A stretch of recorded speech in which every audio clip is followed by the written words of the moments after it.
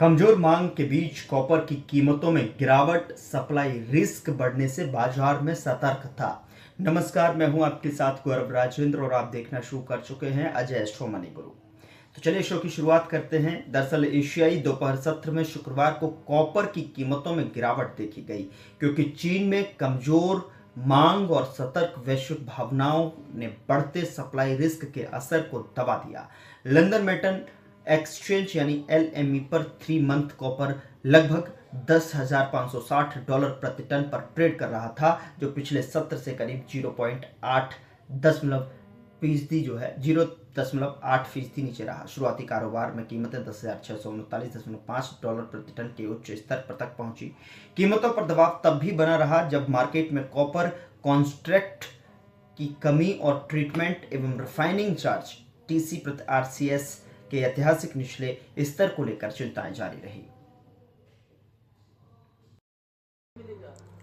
London metal exchange यानी LME पर 3 month copper लगभग $10,560 प्रति टन पर ट्रेड कर रहा था, जो पिछले सत्र से करीब 0.8% नीचे रहा।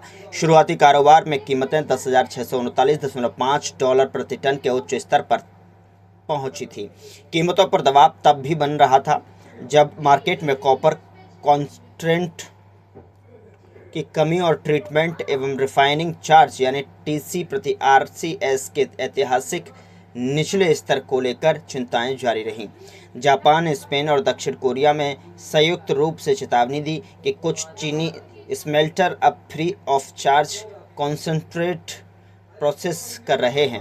विश्लेषकों का कहना है कि इस तरह के असंतुलन से चीन के बाहर के स्मेल्टर अपने उत्पादन में कटौती कर सकते हैं, जिससे वैश्विक स्तर पर रिफाइंड कॉपर सप्लाई रिस्क और बढ़ सकता है।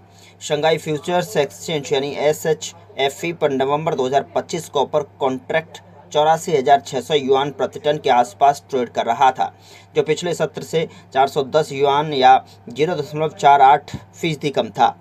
शंघाई में स्पॉट प्रीमियम औसतन प्लस 60 युआन प्रति टन पर रहा, जो दिन भर में 60 युआन प्रति टन घटा, क्योंकि डाउनस्ट्रीम खरीदारी 85,000 युआन प्रति टन के स्तर पर सुस्त रही। इंटरमंथ स्प्रेड 20 या 25 युआन प्रति टन कंटेंगो पर सिमट रहा, जबकि इंपोर्ट लॉस 1,000 युआन प्रति टन के भीतर सीमित रहा, जिससे ट्रेडिंग एक्टिविटी शांत रही।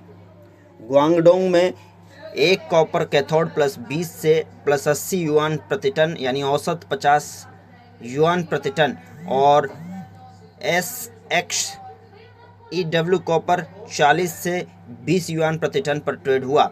वहीं रिसाइकल कॉपर की कीमतें 200 युआन प्रति टन बढ़ी, जिससे कैथोड स्क्रैप स्प्रेड 2996 युआन प्रति टन तक सिमट गया और वायर व केबल मेकर्स ने सीमित रीस्टॉकिंग की। वैश्विक स्तर पर सेंटीमेंट सतर्क रहा, क्योंकि अमेरिकी फेडरल रिजर्व अधिकारियों ने इस वर्ष और रेट कट की उम्मीद को दोहराया है, जबकि अमेरिकी राष्ट्रपति डोनाल्ड ट्रंप के US चाइना ट्रेड वॉर जारी रहने के बयान से जोखिम लेने की प्रवृत्ति कमजोर पड़ी है। US डॉलर इंडेक्स हल्का 0.14% गिरकर 98.20 पर आ गया, जिससे बेस मेटल्स को सीमित सपोर्ट मिला।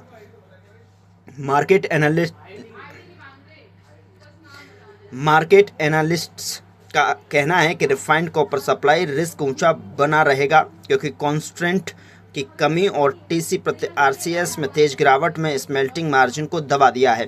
हालांकि चीन की कमजोर डिमांड और सुस्त वैश्विक मैन्युफैक्चरिंग गतिविधियों के चलते कॉपर की कीमतों पर निकट अवधि में दबाव बना रह सकता है।